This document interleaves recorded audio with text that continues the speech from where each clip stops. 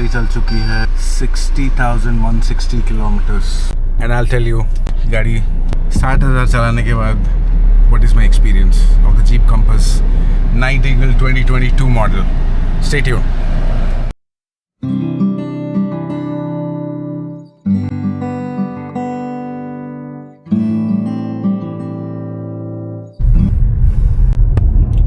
नमस्कार, good morning, welcome to another day another blog. और ये देखिए हम लोग चला चुके हैं 60,000 किलोमीटर्स.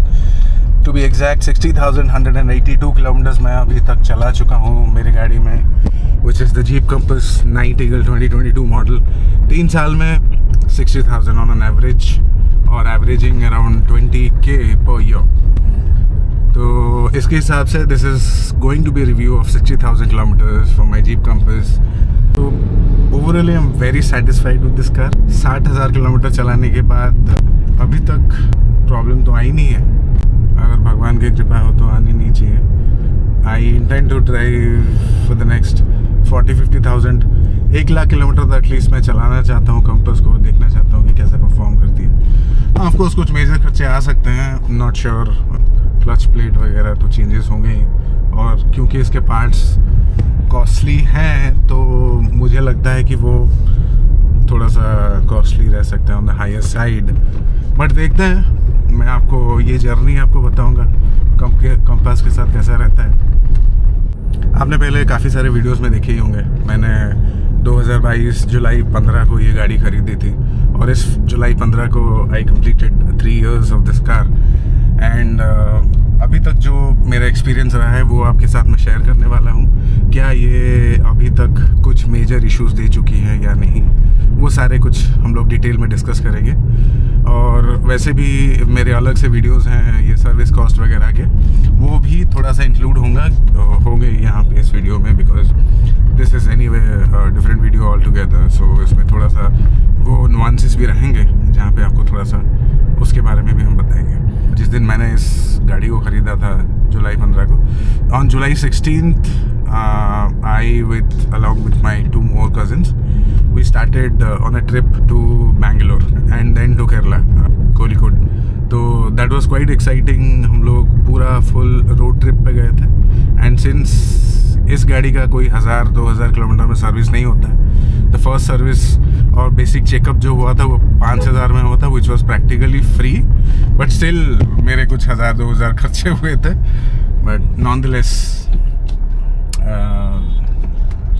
5,000 किलोमीटर्स एनीवे जाने आने का ही हमारा बन गया था 4,500 किलोमीटर. तो it was a 10-day trip, और वो जाके आने के बाद ही मैंने वो 5,000 किलोमीटर वाला सर्विस कराया था.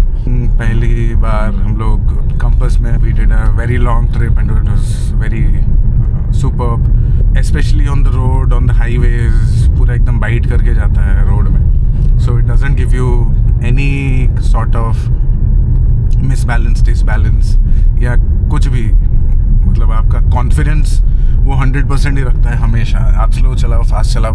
फास्ट तो वैसे भी चलाते नहीं हम लोग, but still I would not also recommend कि आप फास्ट जाओ. एंड सिंस BS6 मॉडल्स आने के बाद 120 किलोमीटर्स पर आवर में दैट बीप्स कंटिन्यूसली, राइट.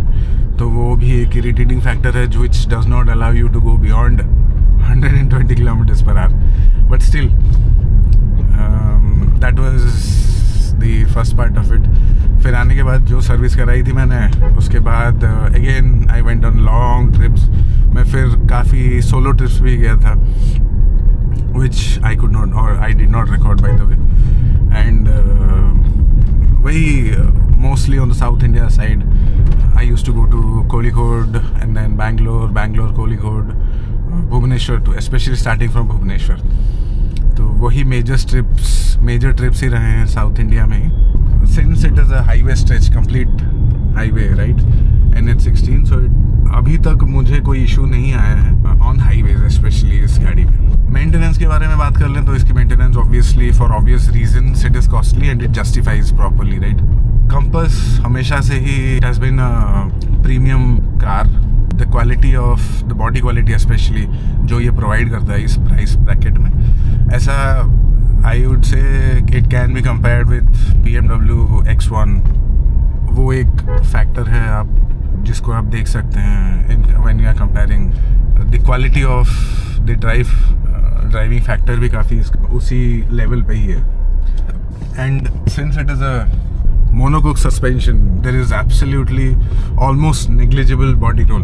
वो वर्टिकल मूवमेंट जो यूजुअली बॉडी और लैडर फ्रेम्स में रहता है, right, whether you drive any Mahindra car or even as a matter of fact Fortuner also, उसमें जो थोड़ा सा vertical movement रहता है, राइट, वो इसमें नहीं रहता है. Since it is a monocoque, वो जो level of confidence या factor है वो बहुत अच्छा रहता है. Service cost उसी के लिए justified I would say.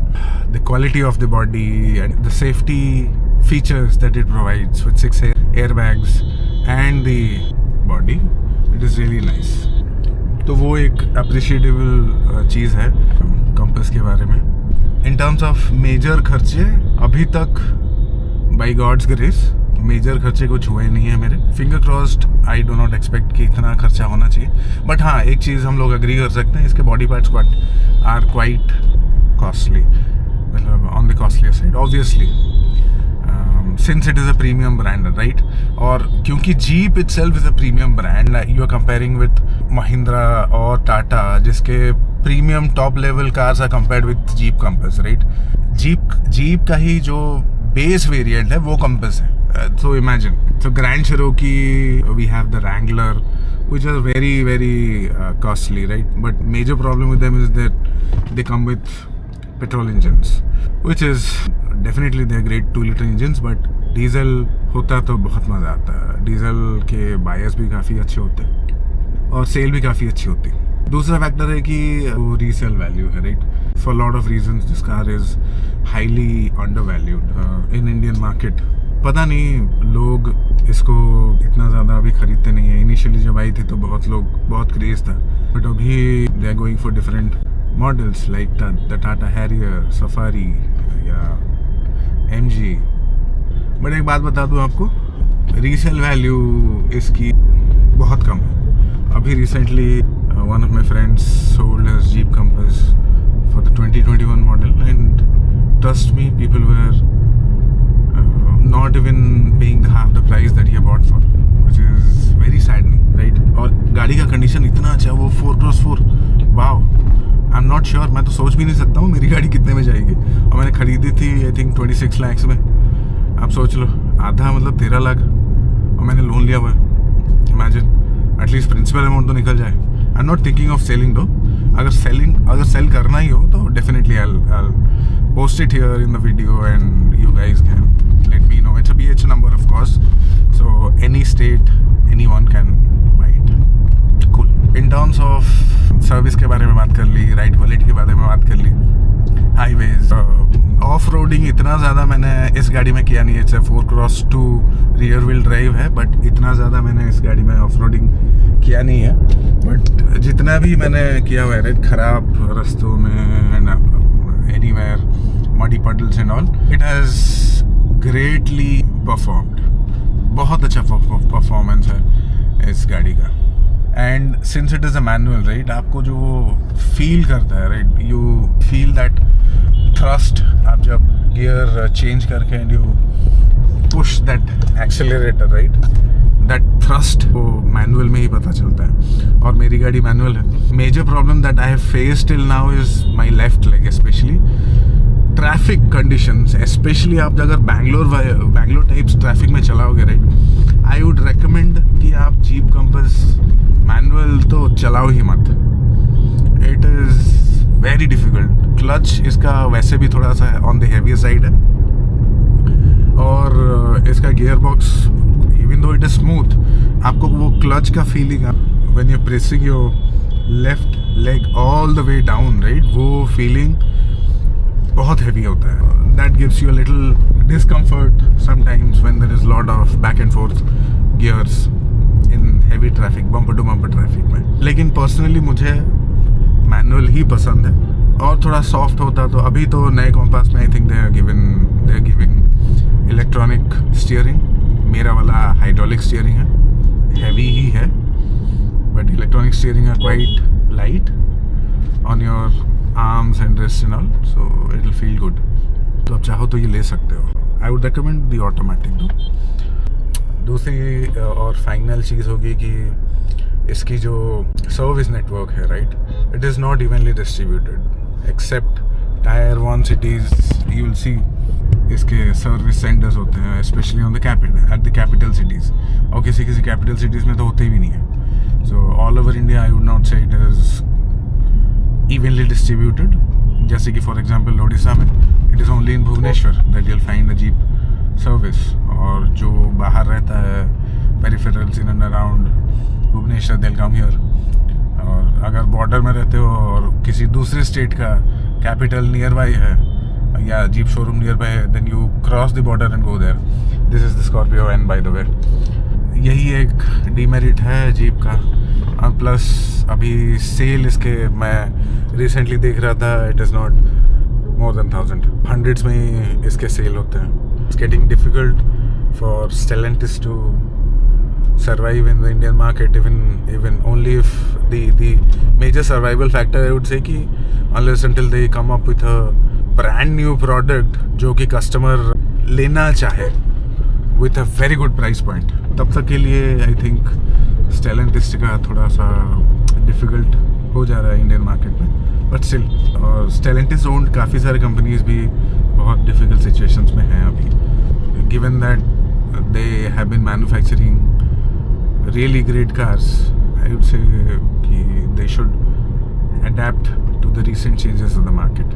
तो आज के वीडियो के लिए इतना ही। आपका दिन शुभ रहे, आप आबाद रहे, आप खुश रहो, और मिलते हैं अगले वीडियो में। प्लीज़ लाइक, शेयर और सब्सक्राइब करना ना भूलें। हम लोग जब एनालाइज कर रहे थे मेरे चैनल को, almost more than 90+% of our audience are just viewing the channel and they're not subscribing to it. This is my humble request. Please subscribe so that आपके लिए हम ऐसे और इंटरेस्टिंग कंटेंट ला सकें। अभी रिसेंटली हम लोग एक ट्रिप में भी जाएंगे which will be a great video. ऐसे कंटेंट हम आपके लिए लाते रहेंगे, ऑटोमोटिव हो या ट्रैवल हो या कुछ भी मोटिवेशनल हो। Definitely we'll bring you a lot of videos around in and around. Thank you so much. Babaji Rocks. Bye bye.